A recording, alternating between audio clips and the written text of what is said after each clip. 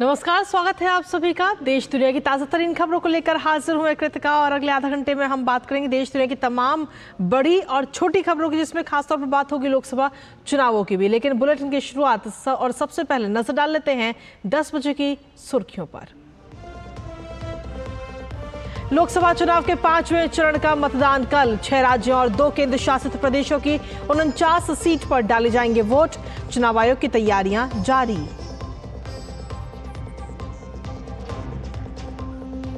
देश में लोकसभा चुनाव के बीच चुनाव आयोग की बड़ी कार्रवाई। चुनाव आयोग ने अब तक 8,800 से ज्यादा करोड़ रुपए की जब्ती की। 45% जब्ती ड्रग्स और नशीले पदार्थों की।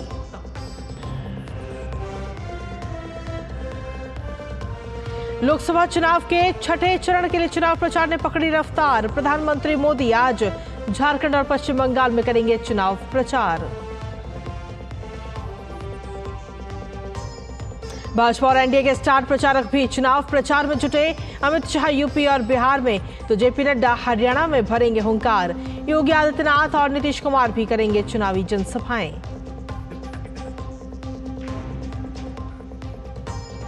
विपक्ष भी चुनाव प्रचार को दे रहा धार। कांग्रेस नेता राहुल गांधी और सपा प्रमुख अखिलेश यादव प्रयागराज में करेंगे साझा रैली।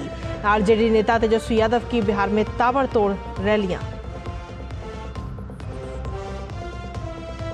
अगले कुछ दिनों तक देश के उत्तर पश्चिम, मध्य और पूर्वी भागों में भीषण गर्मी की संभावना। राजस्थान, पंजाब, हरियाणा और दिल्ली में बढ़ेगी तपिश।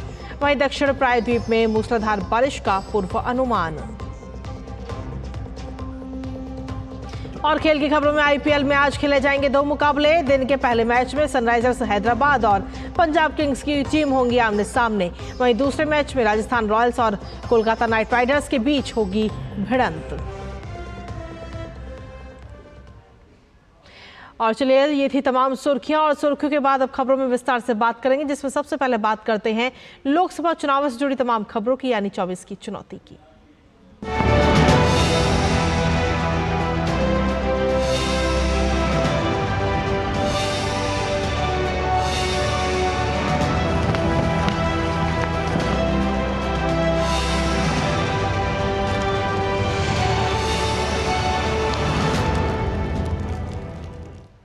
तो लोकसभा चुनाव के 5वें चरण में 6 राज्यों और 2 केंद्र शासित प्रदेश की 49 सीटों पर कल वोट डाले जाएंगे। और इस चरण में राजनाथ सिंह, पीयूष गोयल, स्मृति ईरानी, राहुल गांधी समेत कई दिग्गजों की किस्मत का फैसला होना है। इस चरण में 49 सीटों में से 39 सामान्य, 7 अनुसूचित जाति और 3 अनुसूचित जनजाति के लिए सुरक्षित हैं। इस चरण में 695 उम्मीदवार चुनावी मैदान में हैं, जिसमें 613 पुरुष उम्मीदवार, 82 महिला उम्मीदवार भी शामिल हैं इसमें। इसके अलावा कल जिन 49 सीटों पर मतदान होना है, उनमें से उत्तर प्रदेश की 14 सीटें हैं, महाराष्ट्र की 13 सीटें, पश्चिम बंगाल की 7, बिहार की 5 सीट, ओडिशा की 5 सीटें, तो वहीं झारखंड की 3, जम्मू और कश्मीर की 1 सीट और लद्दाख की 1 सीट भी इसमें शामिल है। तो लोकतंत्र का ये महापर्व बिना किसी व्यवधान के संपन्न हो, और इसके लिए चुनाव आयोग पूरी तरह सतर्क है। और इसी कड़ी में चुनाव आयोग ने अब तक 8,889 करोड़ रुपए की जब्ती की है। इसमें से 45% जब्ती ड्रग्स और नशीले पदार्थों की है। इस प्रकार के पदार्थों पर आयोग का विशेष ध्यान भी है। चुनाव आयोग ने बताया कि ऐसी कार्रवाई स्थानीय लोग, आयकर खुफिया, निगरानी विभाग, कस्टम डिपार्टमेंट समेत लोकल पुलिस और पैरामिलिट्री फोर्स के अधिकारियों की सतर्कता और तालमेल से संभव होती है। आयोग ने कहा कि वो आगे भी ऐसी सख्त कार्रवाई करता रहेगा। चुनाव की घोषणा होने से लेकर अब तक विभिन्न चरणों में अभियान चलाकर ये जब्ती हुई है। आयोग के पहले अभियान में 602 करोड़ रुपए कीमत के प्रतिबंधित सामान की जब्ती की गई थी। इस अभियान में पोरबंदर के तट से एक संदिग्ध पाकिस्तानी नाव अलराजा से 86 किलोग्राम हेरोइन और प्रतिबंधित पदार्थों के 78 बक्से भी बरामद किए गए। तो वहीं आयोग के दूसरे अभियान में गुजरात के अमरेली और गांधीनगर, राजस्थान के सिरोही और जोधपुर में एक साथ छापेमारी के बाद 230 करोड़ रुपए के मादक पदार्थों की जब्ती की गई है। आयोग के तीसरे अभियान में भारतीय तटरक्षक बल और एनसीबी ने 7.5 करोड़ रुपए मूल्य के 173 किलोग्राम हशीश भी जब्त की। चुनाव आयोग ने जब्ती की इन कार्रवाइयों और उनकी रियल टाइम ट्रैकिंग के लिए एक इन हाउस ऐप भी डेवलप किया है। चुनाव शुरू होने से पहले ही आयोग की तरफ से सख्त निगरानी के लिए देश के 123 संसदीय निर्वाचन क्षेत्रों को संवेदनशील निर्वाचन क्षेत्रों के रूप में चिन्हित किया गया था। ये वो निर्वाचन क्षेत्र है जहां पिछले चुनावों में धन बल के प्रयोग का इतिहास रहा है।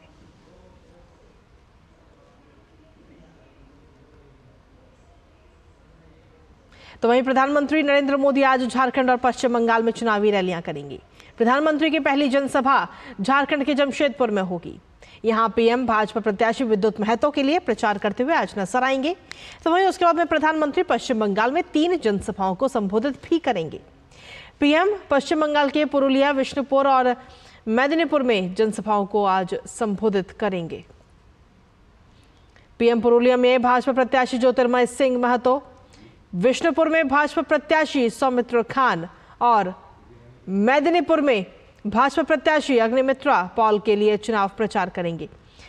इन सभी लोकसभा सीटों पर छठे चरण के अंतर्गत 25 मई को मतदान होना है।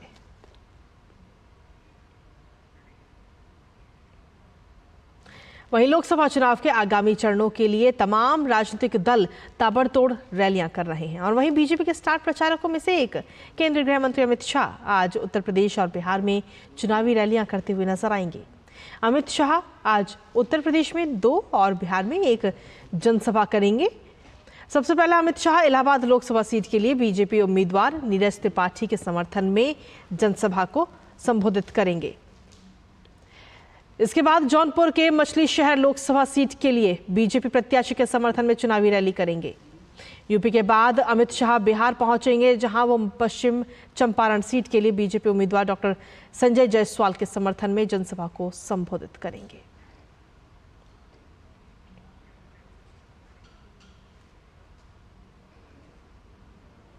और वहीं भारतीय जनता पार्टी के राष्ट्रीय अध्यक्ष जेपी नड्डा आज हरियाणा के दौरे पर रहेंगे। जेपी नड्डा हरियाणा में 3 चुनावी रैलियां करेंगे। जेपी नड्डा आज सबसे पहले कैथल में बीजेपी प्रत्याशी के समर्थन में जनसभा करेंगे और उसके बाद वो करनाल में प्रबुद्धजन बैठक कार्यक्रम में हिस्सा लेंगे। जेपी नड्डा इसके बाद महिला मोर्चा सम्मेलन में भी हिस्सा लेंगे।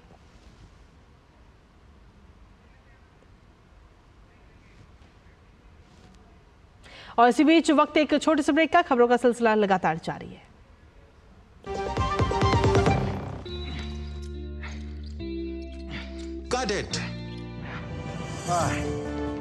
सोचिए, अगर असल जिंदगी में ऐसी हालत हो तो कितनी मुश्किलें होती हैं, लेकिन शुक्र है बैंकिंग के लिए नहीं। अगर आपकी उम्र 70 साल से अधिक हो या आप दिव्यांग हो तो बैंक आपको कुछ जरूरी बैंकिंग सुविधाएं घर बैठे बैठे दे सकता है। आरबीआई कहता है, जानकार बनिए, सतर्क रहिए।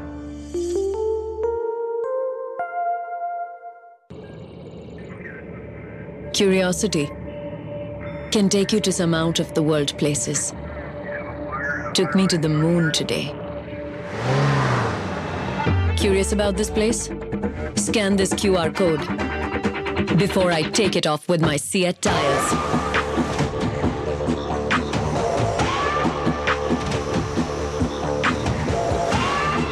Seat, crafted for the curious. बात जब पीढ़ियों के लिए बनने वाले घर की हो तो जिम्मेदारी बड़ी हो जाती है। गैलेंट समझता है ये जिम्मेदारी। अब डबल एम रिब्स के साथ गैलेंट एडवांस TMT रीबार, निर्माण का रियल हीरो। तेरी होने वाली मदर इन लॉ कुछ ज्यादा ही ट्रेडिशनल है। ट्रेडिशनल लोग ज्यादा इमोशनल होते हैं। तो भाई साहब, अब कोई किसी की लाइफ में आग नहीं लगा पाएगा। समर कूल, जो हर दिल करे कबूल। और ब्रेक के बाद एक बार फिर से स्वागत आप सभी को। वापस रुक करते लोकसभा से जुड़ी तमाम खबरों का, जिसमें लोकसभा के 6ठे और 7वें चरण के लिए चुनाव प्रचार लगातार जारी है और इसी बीच कई दिग्गज नेता इन आगामी चरणों के लिए तमाम रैलियां भी कर रहे हैं। उत्तर प्रदेश के मुख्यमंत्री योगी आदित्यनाथ आज सूबे में ताबड़तोड़ रैलियां करेंगे। योगी आदित्यनाथ आज आजमगढ़, लालगंज, जौनपुर, प्रतापगढ़, फूलपुर और इलाहाबाद में जनसभाएं करेंगे। इन सभी सीटों पर छठे चरण में 25 मई को मतदान होगा। उत्तर प्रदेश में छठे चरण में कुल 14 सीटों पर वोटिंग होनी है।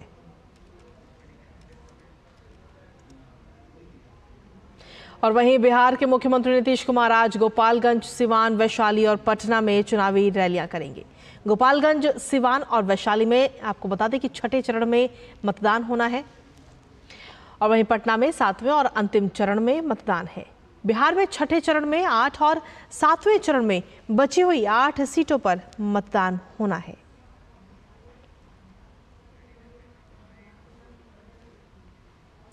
तो लोकसभा चुनाव के 5वें चरण के लिए शनिवार को चुनाव प्रचार का जो शोर है वो थम चुका है और इस शोर के थमने के साथ ही राजनीतिक पार्टियां अब जो बाकी 2 बचे हुए चरण हैं उनमें कोई भी कोर कसर नहीं छोड़ना चाहती हैं और इसी क्रम में विपक्षी गठबंधन पूरे दमखम के साथ चुनाव प्रचार में जुटा हुआ है। कांग्रेस नेता राहुल गांधी और समाजवादी पार्टी के राष्ट्रीय अध्यक्ष अखिलेश यादव आज उत्तर प्रदेश के प्रयागराज और करछना के मुंगारी में गठबंधन प्रत्याशी के समर्थन में संयुक्त जनसभा करते हुए नजर आएंगे। तो वहीं आपको बता दें कि राष्ट्रीय जनता दल के नेता तेजस्वी यादव भी बिहार के सीवान, पश्चिम चंपारण, सीतामढ़ी और वैशाली में रैलियों को आज संबोधित करेंगे। चुनाव आयोग की नई पहल के तहत वरिष्ठ नागरिकों को घर से ही मतदान की सुविधा प्रदान की जा रही है और ऐसे में वरिष्ठ नागरिकों को काफी सहूलियत भी हो रही है। आपको बता दें कि इसी क्रम में दिल्ली के 87 वर्ष के विजय कुमार खुर्शीजा के घर से वोट की सुविधा का उपयोग कर मतदान किया। बुढ़ापे की असहजता के बावजूद चुनाव आयोग की पहल के कारण घर से ही मतदान के अधिकार का प्रयोग कर उन्होंने अपनी खुशी जाहिर की और इसी क्रम में पूर्व प्रधानमंत्री मनमोहन सिंह और उनकी पत्नी गुरशरण कौर ने भी अपने घर से ही मतदान किया। वहीं पूर्व उपराष्ट्रपति हामिद अंसारी और उनकी पत्नी ने भी घर से ही लोकतंत्र के इस पर्व में हिस्सा लिया और ऐसे में पूर्व केंद्रीय मंत्री मुरली मनोहर जोशी और उनकी पत्नी ने दिल्ली स्थित अपने घर से ही मतदान करके लोकतंत्र के इस महापर्व में अपनी भूमिका निभाई।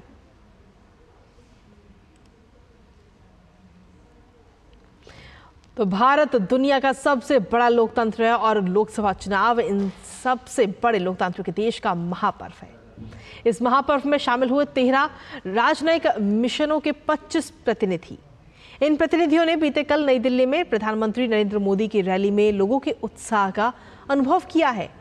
इन प्रतिनिधियों में Australia, Bangladesh, Bhutan, Indonesia, Japan, Mauritius, Nepal, रूस, सेशल्स, सिंगापुर, श्रीलंका, थाईलैंड और यूनाइटेड किंगडम के राजनयिक मिशनों के प्रतिनिधि शामिल रहे। विदेशी प्रतिनिधियों का देश में आना भाजपा को जाने अभियान का हिस्सा है। इसे भाजपा के राष्ट्रीय अध्यक्ष जेपी नड्डा ने पार्टी के स्थापना दिवस के दिन से शुरू किया था और चुनावी रैली को देखने आए इन विदेशी प्रतिनिधियों के लिए यह अनुभव अविस्मरणीय रहा है। We are here about 20 dignitaries from the embassies, including 6 ambassadors, to watch what is the rally like in Delhi, especially, and also see what kind of programs you will have in the rally.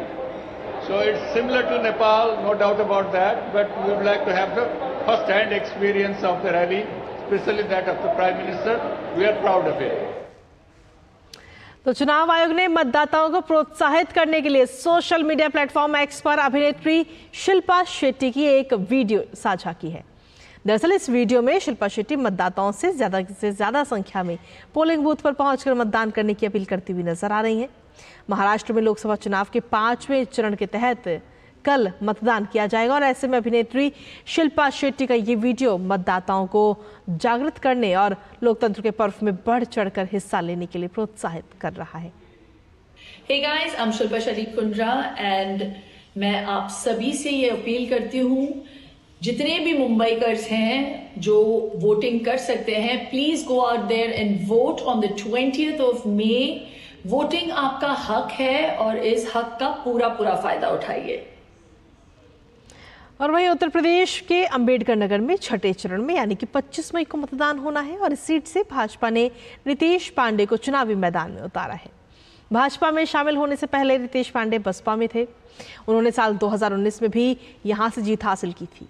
Bhajpa उम्मीदवार रितेश पांडे से बात की हमारे संवाददाता शैलेंद्र मिश्र ने। क्या कुछ कहना है लोकसभा चुनावों को लेकर उनका, आइए सुनते हैं। इस वक्त हम मौजूद हैं अंबेडकर नगर लोकसभा में और बीजेपी से उम्मीदवार हैं रितेश पांडे हमारे साथ हैं। रितेश जी, हम देख रहे हैं कि लगातार चुनाव प्रचार हो रहा है, किस तरह से देख रहे हैं आप, क्या मुद्दे उठा रहे हैं?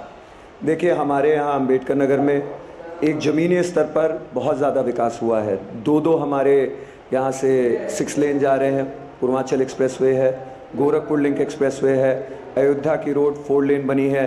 हमारे यहाँ इस क्षेत्र में जितनी भी सरकारी योजनाएं हैं, Ambedkar Nagar best performance districts में से है, तो जनता को इसका खासा लाभ मिला है। और जो ज़मीनी मुद्दे आगे के हैं वो हम चाहते हैं अपने अंबेडकर नगर में एक ट्रॉमा सेंटर की स्थापना हो, यहाँ पे केंद्रीय विद्यालय की ज़रूरत है, साथ साथ स्पोर्ट्स कॉलेज हमें यहाँ पे एक उपलब्ध कराना है। यहाँ पे 2 औद्योगिक क्षेत्र की स्थापना हो रही है, वहाँ जल्द ही औद्योगिक क्षेत्र स्थापित होकर के फैक्ट्रियाँ लगे, नौजवानों के लिए नौकरी के लिए अवसर वहाँ पे सृजित होंगे।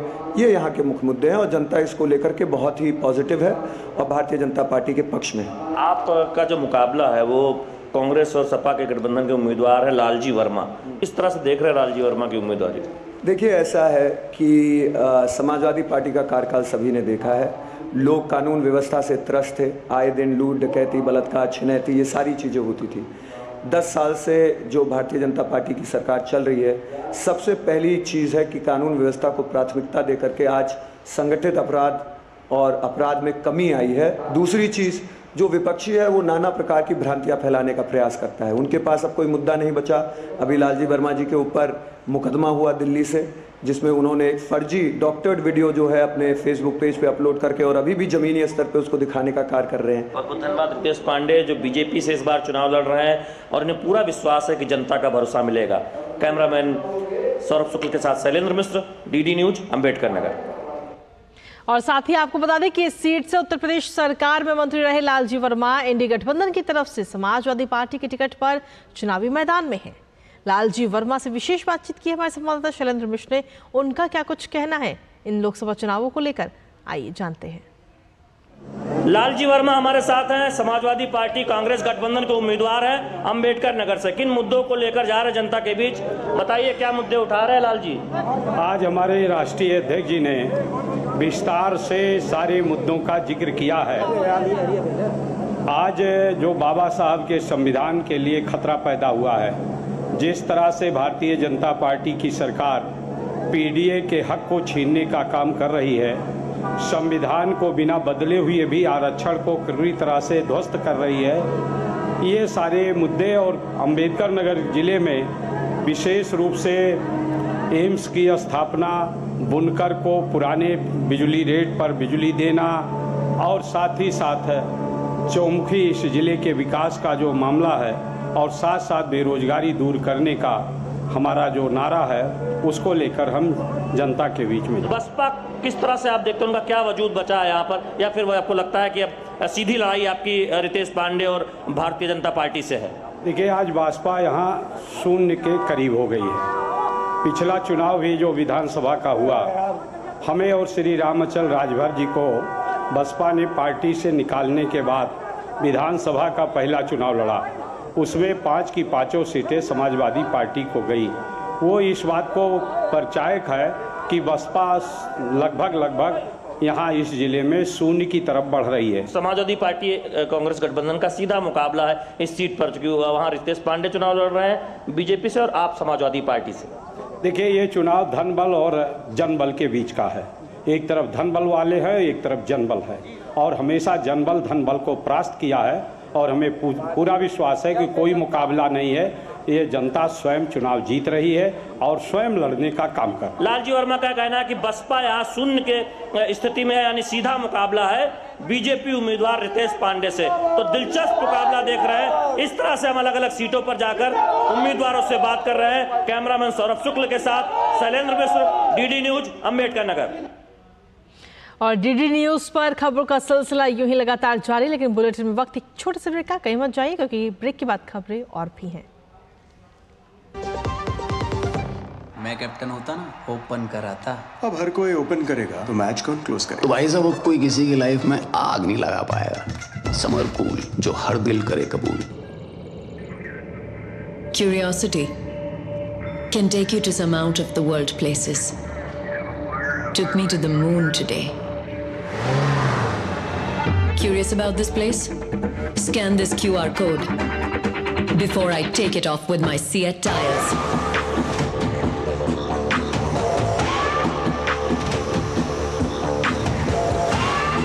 Seat, crafted for the curious. बात जब पीढ़ियों के लिए बनने वाले घर की हो तो जिम्मेदारी बड़ी हो जाती है। गैलेंट समझता है ये जिम्मेदारी। अब डबल एम रिब्स के साथ गैलेंट एडवांस टीएमटी रीबार, निर्माण का रियल हीरो। और ब्रेक के बाद एक बार फिर से स्वागत आप सभी का। और खबरों में आगे बढ़ते हुए अब बात करते हैं दिल्ली की, जहां पर आपको बता दें कि दिल्ली की 7 लोकसभा सीटों पर छठे चरण के तहत आगामी 25 मई को मतदान होना है। और ऐसे में प्रधानमंत्री नरेंद्र मोदी ने बीते शनिवार को दिल्ली में अपनी पहली चुनावी रैली की। इस दौरान अपने संबोधन में प्रधानमंत्री ने कांग्रेस की नीयत पर अफसोस जताया। प्रधानमंत्री ने कहा कि कांग्रेस ने देश में सांप्रदायिकता फैलाने की भरपूर कोशिश की थी। पीएम ने कहा कि साल 2014 में भी तुष्टीकरण के लिए वोट पाने के लिए कांग्रेस ने दिल्ली में वक्फ बोर्ड को 123 संपत्तियां सौंपी थी। ये लोग खतरनाक खेल खेलने जा रहे हैं। मैनिफेस्टो में लिखा है अब सरकारी टेंडरों को धर्म के आधार पर देना चाहते हैं। ये स्पोर्ट्स टीमों में भी धर्म के आधार पर सिलेक्शन करना चाहते हैं। ये देश के बजट को धर्म के आधार पर देना चाहते हैं। और यही नहीं, कांग्रेस के शहजादे आपकी संपत्ति का एक्सरे कराकर आपके घर पर छापा मारकर आपकी संपत्ति का आधा हिस्सा अपने वोट बैंक को देना चाहते हैं। और ये पिछले कई वर्षों से ऐसा करते भी आ रहे हैं। आप जानकर चौंक जाएंगे, 2014 में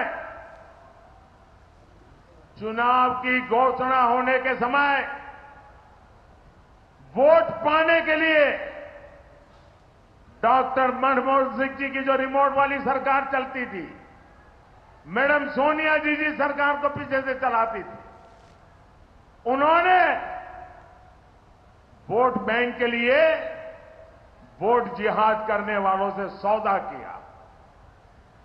और सौदा किया, वो कांग्रेस को वोट देंगे, बदले में कांग्रेस क्या देगी? दिल्ली के लोगों की संपत्ति, हिंदुस्तान के लोगों की संपत्ति, भारत की महान विरासत, 123 प्रॉपर्टी, 123 प्रॉपर्टी रातों रात वोट पाने के बदले में वक्फ बोर्ड को सौंप दी गई थी। और चलिए अब आपको ग्राफिक्स के जरिए वक्फ बोर्ड के इस इतिहास के बारे में बताते हैं। दरअसल 1954 में नेहरू सरकार वक्फ एक्ट को लेकर के आई थी उस दौरान, और एक वैधानिक निकाय है central Waqf council of India, जिसे लेकर आया गया था कांग्रेस के द्वारा। 1964 में वक्फ अधिनियम के तहत वक्फ काउंसिल की भी स्थापना उस दौरान की गई थी। 1995 में वक्फ एक्ट में कुछ खास संशोधन किए गए, जिसमें संशोधनों के बाद हर राज्य और केंद्र शासित प्रदेश में वक्फ बोर्डों के गठन को अनुमति मिली और हर राज्य में फिर ये खोले गए। आज देश में एक सेंट्रल वक्फ काउंसिल और 32 स्टेट बोर्ड हैं। केंद्रीय अल्पसंख्यक कल्याण मंत्री ही सेंट्रल वक्फ काउंसिल का पदेन अध्यक्ष होता है। वहीं अल्पसंख्यक मंत्रालय के अनुसार अगर देखा जाए तो वक्फ बोर्ड के पास इस पर देश भर में इस वक्त 8,500 से ज्यादा संपत्तियां हैं। 2013 में वक्फ अधिनियम 1995 में संशोधन किया गया और इसके बाद लागू हुआ वक्फ संशोधन अधिनियम 2013। राज्य वक्फ बोर्ड को यह तय करने का अधिकार मिला कि कोई संपत्ति वक्फ की है या फिर नहीं है। ये संपत्ति, इसके द्वारा यह अधिकार दिया गया और यह तय करना भी बोर्ड का अधिकार है कि कोई वक्फ सुन्नी है या फिर शिया। अगर बोर्ड किसी संपत्ति को अपना बताए तो इसका उलट साबित करना मुश्किल हो सकता है। वक्फ अधिनियम 1955 की कई धाराओं में वक्फ संपत्तियों को विशेष दर्जा भी दिया गया। वक्फ अधिनियम 1955 की धाराओं के तहत ट्रस्ट आदि से ऊपर वक्फ की संपत्तियां हैं और वक्फ बोर्ड किसी भी संपत्ति के बारे में यह जांच कर सकता है कि वो वक्फ की संपत्ति है या नहीं, यानी कि कितने सारे अधिकार इसको दिए गए हैं वो हम आपको समझा रहे हैं। वहीं वक्फ के रूप में दर्ज संपत्ति की रिकवरी के लिए लिमिटेशन एक्ट के तहत भी कार्रवाई नहीं हो सकती है। धारा 107 में वक्फ की संपत्तियों को लिमिटेशन एक्ट से भी छूट दी गई है। और चलिए इसी के साथ अब खबरों में आगे बढ़ते हैं, अन्य खबरों का भी रुख करते हैं, जहां पर आज भाजपा मुख्यालय के बाहर आम आदमी पार्टी के नेताओं के विरोध प्रदर्शन को देखते हुए भाजपा मुख्यालय के पास दीनदयाल उपाध्याय मार्ग पर इस वक्त सुरक्षा कड़ी कर दी गई है। इसके साथ साथ दिल्ली पुलिस ने भाजपा मुख्यालय के आसपास के इलाकों के लिए यातायात संबंधित एडवाइजरी भी जारी की है। ये एडवाइजरी आम आदमी पार्टी के भाजपा मुख्यालय के बाहर विरोध प्रदर्शन के ऐलान के बाद जारी की गई। दिल्ली पुलिस ने यह भी जानकारी दी है कि उनकी ओर से इस प्रकार के मार्च की कोई अनुमति नहीं दी गई है। और खबरों का सिलसिला डीडी न्यूज पर यूं ही लगातार जारी, लेकिन फिलहाल मेरे साथ इस बुलेटिन में इतना ही। नमस्कार।